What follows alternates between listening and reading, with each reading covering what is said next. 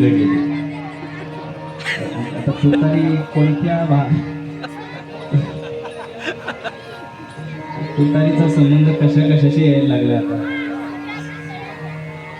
तुतारीवरून फार चांगलं सुचलं होतं मला, पण कॅमेरा असल्यामुळे नाही बोलता येणार.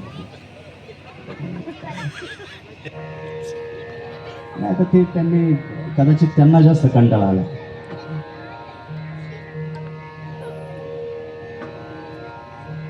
देवाचा जन्मकाळ ज्या पद्धतीनं साजरा व्हायला हवा,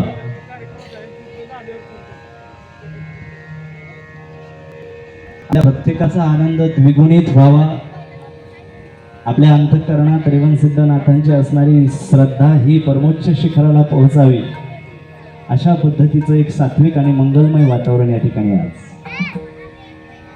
आणि इकडे येत असताना माझ्या मनामध्ये विचार आला की प्रभू श्रीनाथांच्या चरणावर नतमस्तक होऊ पाहणाऱ्या इथं आलेल्या प्रत्येक आबालवृद्धाला कोणता विचार द्यावा. वारकरी संतांच्या विचारांचा अभ्यासक या नात्यानं माऊली ज्ञानेश्वर महाराजांचा हा आजचा अभंग या ठिकाणी मला अत्यंत प्रबोधक आणि उद्बोधक वाटतो. जे काय आहे इथे श्वासात श्वास असेपर्यंतच आम्ही साध्य करू शकतो. मेल्यानंतर आम्हाला मोक्ष मिळेल हा उधारीचा परमार्थ माऊली ज्ञानोबा यांना मान्य नाही. दीप गेल्यावरी कायचा जे प्रकाश झाका झाकी त्याच कासेयाची. पुढे जाऊन तिसऱ्या चरणात माऊली ज्ञानोबराय म्हणतात, जववरी देह आहे तववरी साधन करून या ज्ञान सिद्ध करा. आम्हाला जन्मतः मोक्ष प्राप्तीसाठी असलेलं ज्ञान सिद्ध करता आलं पाहिजे. मला इथे आल्यानंतर वेगवेगळ्या क्षेत्रात कार्यरत असणारी माणसं भेटली. कोणी डॉक्टर असेल, कोणी इंजिनियर असेल, कोणी शेती करत असेल, कोणी व्यावसायिक असेल. आज सुद्धा कीर्तन ऐकणाऱ्यांमध्ये राजकीय, सामाजिक, कला, क्रीडा, शेती, सहकार, व्यवसाय सगळ्या क्षेत्रातली लोक आहेत.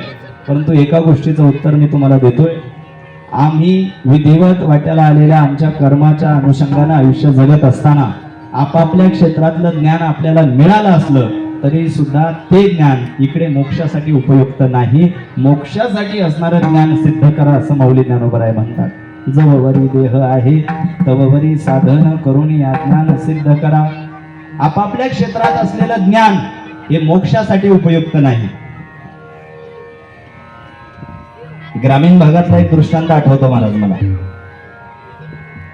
3 जिवलग मित्र नदीच्या पलीकडे जाण्यासाठी एका नावाड्याच्या नावेत बसतात. डोळ्यासमोर चित्र आणा.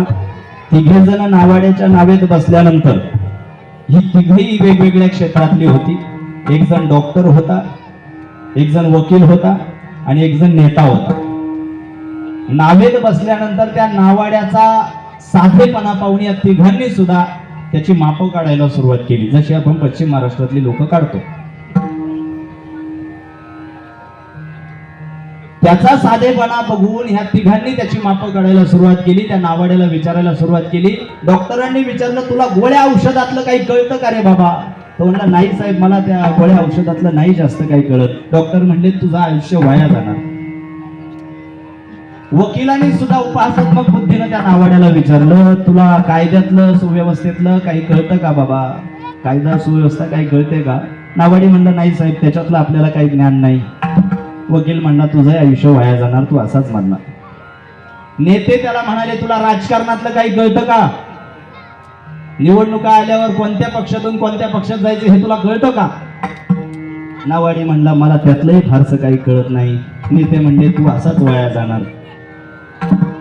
काही वेळानं भलं मोठं वादळ निर्माण झालं आणि काही क्षणात ती नाव पलटी होईल आणि आपल्या सगळ्यांचा जीव जाईल अशी परिस्थिती निर्माण झाली.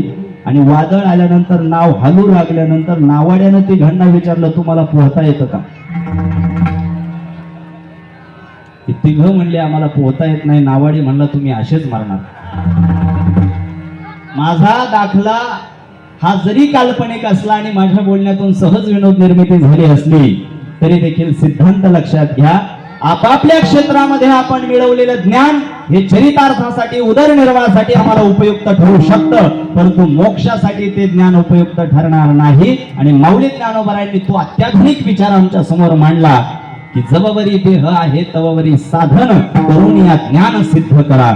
रेवणसिद्धनाथाच्या चरणासमोर आज हे कीर्तन पुष्प अर्पण करत असताना ज्ञान सिद्ध करण्याच्या भूमिकेवर मी ठाम असणं मला कर्मप्राप्त वाटतं. पुढे जाऊन माऊली ज्ञानोबारायांनी चौथ्या चरणात महत्वाचा सिद्धांत आम्हाला सांगितला. गृह दग्ध न होता शिंपीजे उदक, गृह दग्ध न होता शिंपीजे उदक, शेखितो निष्ठंक काय कीजे. बाबा, एखाद्याच्या घराला आग लागली ना, पूर्ण घर जळायच्या अगोदर त्यांनी पाणी शिंपलं तर फायदा आहे, राग झाल्यानंतर पाणी शिंपून फायदा आहे का? माऊली ज्ञानोबारायांनी उदाहरण दिलं की गृह दग्ध न होता शिंपीजे उदक, संपूर्ण घर जळायच्या अगोदर पाणी शिंपा. जोपर्यंत प्राण शरीरात आहे तोपर्यंत मोक्षासाठी प्रयत्न करा, मेल्यानंतर मोक्ष मिळेल अशी आशा करू नका. जोपर्यंत श्वासात श्वास आहे तोपर्यंतच मोक्षाची वाटचाल यशस्वी होऊ शकते. आणि आम्ही जिवंत आहेत ना, ही सगळ्यात मोठी आमच्या आयुष्यातली उपलब्धी आहे, लक्षात घ्या. आग्र्याला जेव्हा छत्रपती शिवाजी महाराजांना कैद करण्यात आलं होतं, औरंगजेबाने छत्रपती शिवाजी महाराजांना शेवटच्या लाईनीमध्ये उभं केलं होतं. छत्रपती शिवाजी महाराजांच्या स्वाभिमानाला ती गोष्ट पटली नाही, भर दरबारातून काढता पाय घेतला. त्याच्यानंतर भेदनीती आखली आणि तिथून स्वतःची सुटका करून घेतली.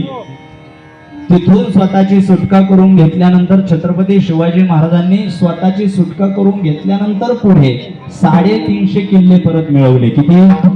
350 किल्ले परत मिळवले. जेव्हा छत्रपती शिवाजी महाराजांनी पुढे जाऊन 350 किल्ले परत मिळवले तेव्हा औरंगजेबाचा आलमगीर नामा नावाचा स्वतःचा आत्मचरित्राचा एक भाग आहे. त्या आलमगीर नावाच्या औरंगजेबाच्या आत्मचरित्रामध्ये स्वतः औरंगजेब असं लिहितो की माझ्या आयुष्यातली सर्वात मोठी चूक कोणती झाली असेल तर ती ही की छत्रपती शिवाजी महाराज माझ्यापासून जिवंत परत गेले, ही माझ्या आयुष्यातली सगळ्यात मोठी चूक. का तो असं म्हणाला? छत्रपती शिवाजी महाराज जिवंत राहिले म्हणून 350 किल्ले परत जिंकू शकले. आज आम्हाला हा मोक्षाचा पर्वत जर जिंकायचा असेल तर जिवंत असेपर्यंत शक्य, हा माझा सिद्धांत आहे. विठ्ठल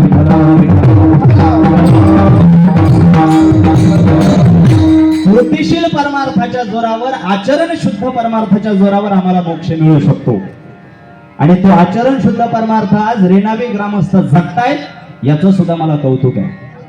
इथे आल्यानंतर देवस्थानाच्या संबंधाने आणि स्थानिक पातळीवर जे काही वातावरण आहे त्याची माहिती जेव्हा मी घेतली, मला आमच्या गुरु महाराजांनी सांगितलं की चैतन्य महाराज, दुसऱ्या गावची जरी मुलगी लग्न करून आमच्या गावात सून म्हणून आली, त्या दिवसापासून तिचाही मांसाहार बंद केला जातो. हा सगळ्यात मोठा आचरण शुद्ध विचार मला आज या ठिकाणी मिळाला. लक्षात घ्या, वारकरी संप्रदायाच्या पटलावर वैचारिक धर्तीवर काम करत असताना जेव्हा पूर्ण शाकाहारी आयुष्य जगावं या विचाराचे प्रणेते म्हणून आम्ही जेव्हा काम करतो तेव्हा आम्हाला आज अतीव आनंद होतोय की ज्या भूमीत आम्ही आलोय आजन्म ही लोक शाकाहारी आहेत. अतीव आनंद होतो मला. लॉकडाऊनच्या कोरोना महामारीच्या काळात बऱ्याच लोकांचे फोन आले आणि मला काही लोक सांगत होती, चैतन्य महाराज 25 वर्ष गळ्यामध्ये तुळशी माळ होती, 25 वर्ष गळ्यात तुळशी माळ होती. तो होती शब्द मला खटकला. मी म्हटलं होती म्हणजे काय, भूतकाळवाचक का बोलताय? ते एकाला मी विचारलं, अरे बाबा माळ होती म्हणजे काय? तो म्हटला, महाराज माळ होती पण कोरोना झाला होता महाराज, माळ काढली म्हणून वाचलो. काय शब्द रचना आहे, माळ काढली म्हणून वाचलो. त्या महाभागाला मी सांगितलं, बाळा तू तसा तरी वाचला असता, आता नाही वाचणार, आता तू होलसेल मध्ये जाणार. मी सबळ पुराव्याशिवाय बोलत नाही. तुम्ही एका गोष्टीकडे गांभीर्याने बघितलं असेल, गेल्या महिन्या 2 महिन्यात परत एकदा कोरोनाच्या बातम्या सुरू झाल्या होत्या, हो की नाही? हो की नाही? पुन्हा पुन्हा ही कोरोनाची 3री लाट वर डोकं काढते. याचं कारण काय? हे राहिलेले न्यायचे. माझं बोलणं आज लागेल एखाद्याला, पण माझी तीच इच्छा आहे. कोणाची गुजी करायला मी इथे आलेलो नाही. बऱ्याच मंडळींनी कोरोनाच्या काळात घातलेल्या माळा काढल्यात आणि पुन्हा मांसाहाराला लागलेत.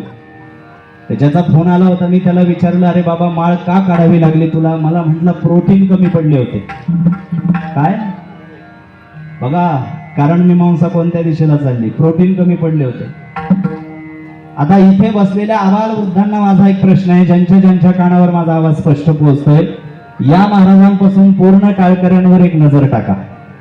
आमच्या वारकऱ्यांच्या व्यासपीठावर उपस्थित असणाऱ्या सगळ्यांच्या चेहऱ्यावर एक नजर टाका, बघा सर्वांकडं. कोणाच्याही चेहऱ्याकडे पाहून असं वाटतंय का प्रोटीन कमी आहे? बघा सगळ्यांच्या चेहऱ्याकडे. मी तर म्हणतो वारकऱ्याच्या चेहऱ्यावर जेवढं तेज आहे तेवढं जगात कोणाच्या चेहऱ्यावर बघायला नाही. मला विचारतात काही लोक, चैतन्य महाराज तुम्ही वारकरी मंडळी एवढे तेजस्वी कसे दिसता? अरे आम्ही प्युअर वेज खातो, घाण कचरा खात नाही. हे प्रबोधन झालं पाहिजे.